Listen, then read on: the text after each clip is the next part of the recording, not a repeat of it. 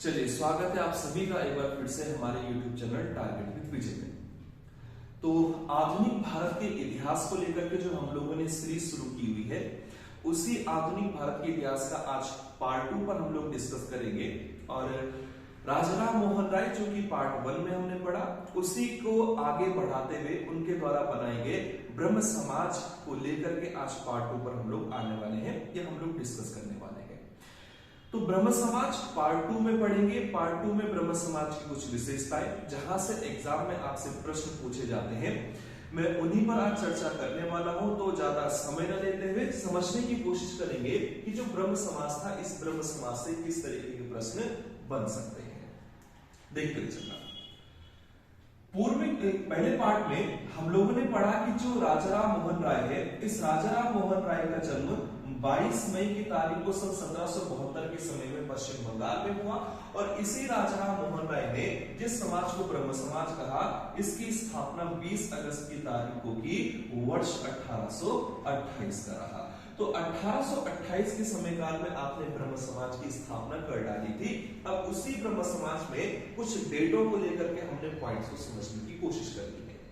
हालांकि आप सभी को मालूम है, हमने जब पार्ट 2 में डिस्कस किया कि राजाराम मोहन राय, जिसको कि आधुनिक भारत का जनक कहते हैं, इस व्यक्ति को युग पुरुष की संज्ञा भी दे डाली। और हमने ये देखा कि ये व्यक्ति मूर्ति पूजा के विरोध में गतिविधियां करता हुआ पाया गया। इस कारण से पिता के साथ मतभेद हुआ, तो ये घर छोड़ करके भी चले गए थे। 1803 में वापस आए, जॉन डिग्वी से मुलाकात की, ईस्ट इंडिया कंपनी में कार्य भी प्रारंभ किया था। लेकिन 1828 के समय काल में जब ब्रह्म समाज का गठन करते हैं, तो नॉर्मल सी बात है कि गठन के समय संचालक भी इन्हीं के द्वारा किया गया होगा। लेकिन हमने पहले पार्ट में कुछ डेटों को पढ़ा, और उन डेटों में एक डेट आई थी सन 1830 की, क्लियर। दूसरी डेट आई थी वर्ष 1833 की, और ये दो वो डेटें थी जब आपने 1830 के समय काल में राजाराम मोहन राय को अकबर द्वितीय के माध्यम से इंग्लैंड भेज दिया था। और 1833 की डेट वो थी जिस डेट में आपने देखा कि राजाराम मोहन राय की इंग्लैंड में मृत्यु हो चुकी थी। तो अगर किसी ने पहला वाला पार्ट न देखा हो, तो आप पहले वाले पार्ट को प्रॉपर तरीके से देख लें, ताकि पूरी जो कहानी है वो आपको तरीके से समझ में आ सके। हम 1830 के समय काल से आज का लेक्चर शुरू करेंगे। 1828 से 1830 के बीच वो समय था जब आपके राजाराम मोहन राय बंगाल में ही थे और इस ब्रह्म समाज को नेतृत्व दे रहे थे। लेकिन जैसे ही अकबर द्वितीय ने इनको इंग्लैंड भेजा, तो नॉर्मल सी बात है कि ब्रह्म समाज को अब किसी न किसी व्यक्ति को नेतृत्व देना ही पड़ेगा। यानी आपने यहां पर क्या काम करना है, एक व्यक्ति के नाम को ध्यान रखना है, जिसको हम रामचंद्र विद्या वागीश कहकर के पुकारते हैं। ये रामचंद्र विद्या वागीश कौन था? तो वो कैरेक्टर जिसने कि इस ब्रह्म समाज का नेतृत्व उस समय किया जब राजाराम मोहन राय को इंग्लैंड भेजा गया था। तो अगर प्रश्न आता है कि जब राजाराम मोहन राय इंग्लैंड गया, तो ब्रह्म समाज को किसने नेतृत्व दिया था? तो ब्रह्म समाज को नेतृत्व देने का काम रामचंद्र विद्या वागीश ने किया। जब 1833 का समय आया और हमने देखा कि इस व्यक्ति राजाराम मोहन राय की मृत्यु हुई, तो ध्यान रखना, यहां पर आपको एक और शब्द याद रखना है, जिस व्यक्ति को हम द्वारकानाथ टैगोर कहकर के पुकारते हैं, ये तब इस ब्रह्म समाज को लीड करने का काम करता है जब राजाराम मोहन राय की मृत्यु इंग्लैंड में हुई। दो प्रश्न बेसिक रूप से स्टार्ट में ही उठ चुके हैं कि जब ये इंग्लैंड गया तो किसने इस ब्रह्म समाज को लीड किया? तो वो रामचंद्र विद्या वागीश। लेकिन जब उनकी मृत्यु हुई, तो मृत्यु के उपरांत किसने ब्रह्म समाज को नेतृत्व प्रदान किया था? तो द्वारकानाथ टैगोर रहा। दो नाम, पहला रामचंद्र विद्या वागीश और दूसरा नाम आपका द्वारकानाथ टैगोर। फिलहाल जो ब्रह्म समाज टॉपिक है, इसमें कुछ नाम बड़े इंपॉर्टेंट है, उन नामों पर ही आपसे कई तरीके के जो प्रश्न है वो प्रश्न देखने को मिल जाते हैं। तो उन नामों पर विशेष रूप से फोकस करना, जिसमें कि मैंने दो शब्द आपके सामने रख दिए हैं। देखना, इन नामों में एक नाम है जिसको कि हम देवेंद्रनाथ टैगोर की संज्ञा देते हैं। इस देवेंद्रनाथ टैगोर पर आने की कोशिश करेंगे कि इसके संबंध में किस प्रकार की विशेषताएं मिलेंगी। देवेंद्रनाथ टैगोर के अलावा एक नाम पर हम लोग आने की कोशिश करेंगे, जिसको कि केशव चंद्र सेन कहकर के पुकारते हैं। इस केशव चंद्र सेन की विशेषताओं को समझने का प्रयास करेंगे।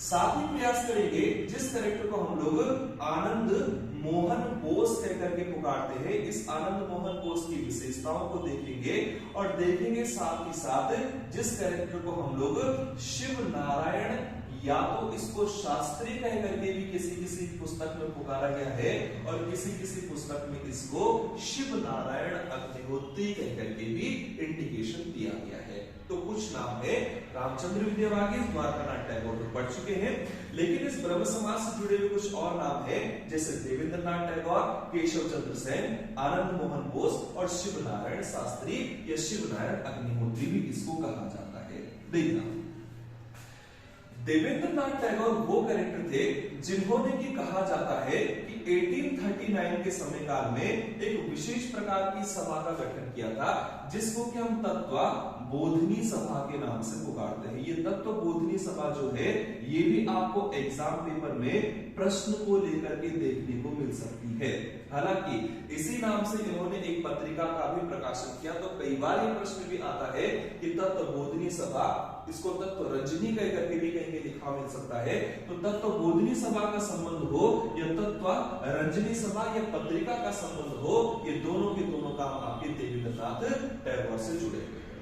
ये देवेंद्रनाथ टैगोर जब समय काल 1843 का समय चल रहा था, तो 1843 के समय काल में ये ब्रह्म समाज से जुड़ने का काम करते हैं। 2 पॉइंट्स है और दोनों ही पॉइंट थोड़ा सा डिफरेंट है। मैंने कहा कि 1839 में इन्होंने तत्व बोधनी सभा का गठन किया और 1843 के समय काल में ये ब्रह्म समाज से जुड़े। तो 2 पॉइंट है, 1839, 1843 और दोनों के दोनों डेटों का संबंध आपके देवेंद्रनाथ टैगोर से लिखा रहता है। जब इन्होंने 1843 के समय काल में इस ब्रह्म समाज को लीड किया, तो ब्रह्म समाज एक तरीके से अपनी विशेष प्रकार की गतिविधियों के दौर में चल रहा था और आगे जब समय काल 1857 का चल रहा होता है, तो इस 1857 के समय काल में यह माना जाता है कि केशव चंद्र सेन नाम का जो व्यक्ति है, ये ब्रह्म समाज से जुड़े। जब केशव चंद्र सेन ब्रह्म समाज से जुड़े, तो ब्रह्म समाज की विशेषता इस समय ये देखने को मिली कि ब्रह्म समाज का प्रचार प्रसार न सिर्फ बंगाल में किया गया, बल्कि बंगाल के अतिरिक्त यूपी, बिहार जैसे क्षेत्रों में भी इस ब्रह्म समाज का प्रचार प्रसार हुआ। इसलिए आपको एक पॉइंट ध्यान रखना है कि जो ब्रह्म समाज है, इस ब्रह्म समाज को और केशव चंद्र सेन को कहा यह जाता है कि केशव चंद्र सेन भारत के पहले मिशनरी बने, जबकि भारत में पहला जो मिशनरी आंदोलन है, ये मिशनरी आंदोलन की पृष्ठभूमि में कौन आता है, तो मिशनरी आंदोलन की पृष्ठभूमि में आपका ब्रह्म समाज बन जाता है। तो केशव चंद्र सेन, जिनके नेतृत्व में ब्रह्म समाज का प्रचार प्रसार अलग अलग प्रकार के प्रांतों में हुआ, इसलिए केशव चंद्र सेन क्या बने, भारत के पहले मिशनरी कहलाए। और चूंकि ये प्रचार प्रसार वो किसका रहा था, ब्रह्म समाज का, इसलिए हमने इनको या ब्रह्म समाज को क्या कहा, पहला भारत का मिशनरी आंदोलन कह करके पुकारा। मैं फिर से रिपीट कर दूं एक बार, 1830 में रामचंद्र विद्यावागीश ने ब्रह्म समाज को नेतृत्व दिया। 1833 में द्वारकानाथ टैगोर ने इस ब्रह्म समाज का नेतृत्व संभाला। 1843 में देवेंद्रनाथ टैगोर इससे जुड़े और फिर इसके मुखिया भी बने। केशव चंद्र सेन कब ब्रह्म समाज में शामिल हुए, तो मैंने कहा ये 1857 में इसमें शामिल होते हैं, जिन्होंने ब्रह्म समाज का प्रचार प्रसार किया बंगाल के बाहर, इसलिए इनको भारत का पहला मिशनरी कहा जाता है और ब्रह्म समाज का पहला और ब्रह्म समाज को पहला भारत का मिशनरी आंदोलन की संज्ञा दी जाती है। समय के साथ साथ जिस व्यक्ति को केशव चंद्र सेन कहते हैं, इस केशव चंद्र सेन के साथ गतिविधि ये देखने को मिलती है कि इन्हें देवेंद्रनाथ टैगोर ने एक विशेष प्रकार की पदवी दी थी, जिस पदवी को हम आचार्य कह करके पुकारते हैं। लेकिन आचार्य की पदवी इनसे वापस ले ली जाती है और जब इनसे आचार्य की पदवी वापस ली गई, तो ये माना गया कि 1866 के समय काल में इन्होंने ब्रह्म समाज को एक तरीके से त्याग दिया और ब्रह्म समाज को त्याग करके इन्होंने एक विशेष प्रकार के समाज की स्थापना की, जिस समाज को हम लोग आदि ब्रह्म समाज कह करके पुकारते हैं। तो ध्यान रखना कि आदि ब्रह्म समाज की स्थापना 1866 के समय में हुई और ये स्थापना करने का काम केशव चंद्र सेन ने किया। कारण क्या था, इनसे आचार्य की पदवी वापस ली जाती है और जिस आदि ब्रह्म समाज को मैं 1866 के समय काल में स्थापित करने की बात कर रहा हूं, इसी ब्रह्म समाज के लिए हम लोग भारतीय ब्रह्म समाज कह करके भी पुकारते हैं। तो आपसे प्रश्न चाहे आदि ब्रह्म समाज को लेकर के पूछे या भारतीय ब्रह्म समाज को लेकर के पूछे, डेट दोनों की एक ही है और वो 1866 का समय था। यहां तक भी जो कहानी बताई जाती है, ये मानते हैं कि 1866 में जब आदि ब्रह्म समाज बना या भारतीय ब्रह्म समाज बना, तो ये पहली फूट थी ब्रह्म समाज के इतिहास की। केशव चंद्र सेन अब आदि ब्रह्म समाज को लीड करना शुरू कर चुके थे, जिसको मैं भारतीय ब्रह्म समाज कह रहा हूं। लेकिन समस्या कहां पर आई, उसको समझने की कोशिश करेंगे। केशव चंद्र हमेशा एक बात का विरोध करते थे और उस बात में या उस बिंदु में एक बिंदु हुआ करता था जो कि कहीं ना कहीं बाल विवाह से लिंक करता था। हमेशा इन्होंने कोशिश की कि बाल विवाह समाज में जितने का हो उतना सही। लेकिन समस्या ये थी कि इन्होंने अपनी अल्प वयस्क पुत्री का जो विवाह है वो अल्प आयु में ही कर डाला।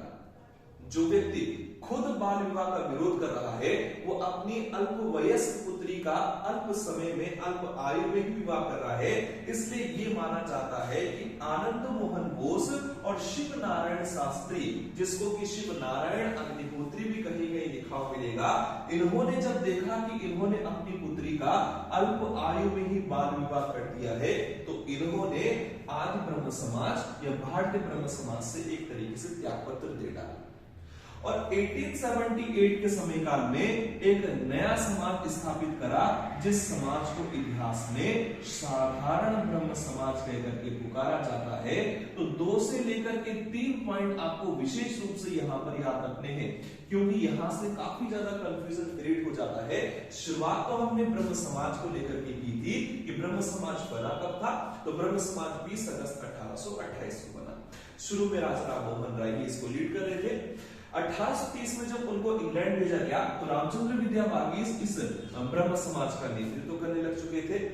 जब उनकी मृत्यु ब्रिटेन के क्षेत्र में हुई, इंग्लैंड की लोकेशन में, तो 1833 के बाद द्वारकानाथ टैगोर क्या करते हैं, ब्रह्म समाज का नेतृत्व कर लेते हैं।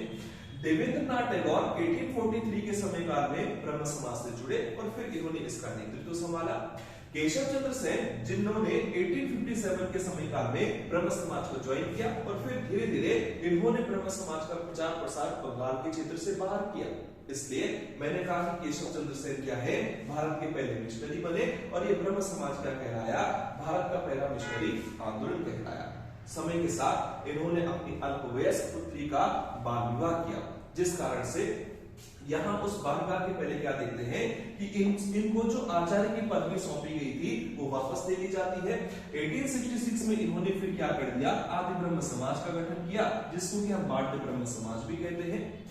आगे चलकर इन्होंने अपनी अल्पवयस्क पुत्री का बाल विवाह संपन्न किया, जिस कारण से इसके आदि ब्रह्म समाज या भारतीय ब्रह्म समाज के जो सदस्य आनंद मोहन बोस या शिव नारायण शास्त्री क्या करते हैं, इस समाज से पृथक होकर के 1878 के समय काल में साधारण ब्रह्म समाज की स्थापना कर डालते हैं।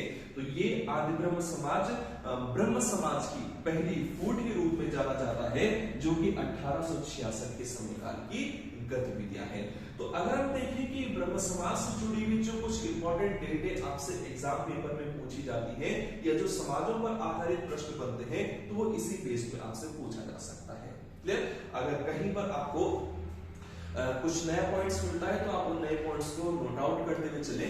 और इस ब्रह्म समाज को लेकर के या ब्रह्म समाज का जो टॉपिक था, मैं फिलहाल इसको यहीं पर स्टॉप कर रहा हूं। तो आपने फोकस करना है ब्रह्म समाज को, आपने आदि ब्रह्म समाज, भारतीय ब्रह्म समाज और साधारण ब्रह्म समाज, इनकी तिथियां विशेष रूप से याद कर लेनी है।